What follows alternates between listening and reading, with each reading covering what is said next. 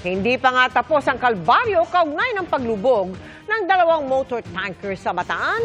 May sumadsad na namang barko sa bayan ng Mariveles. Kumakalat na rin sa dagat ang karga nitong diesel. Nakatutok si John Consulta. Kasama mga tauhan ng Bureau of Customs at DNR Bataan, tinungo ng NBI ang kinaroroonan ng sumansad na barko na MV Mirola 1 sa bayan ng Mariveles. Ang kanilang pinakapakay, makakuha ng sample at maeksamin ng laman ng dalawang malaking tangke na nasa loob ng sumansad na barko. Sa loob nga nito, makikitang wala ng gamit na natira at patuloy na pumapasok ang tubig sa port side o kaliwang bahagi nito.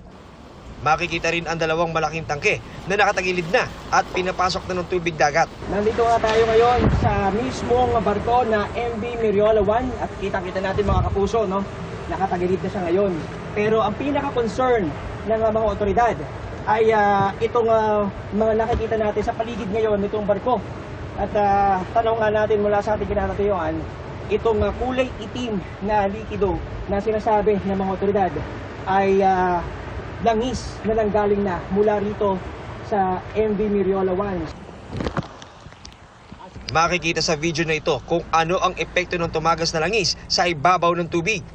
Sa di kalayuan, makikita rin ang mahigit 20 drum na ibinaba ng mga tauhan ng barko bago nila ito iniwan.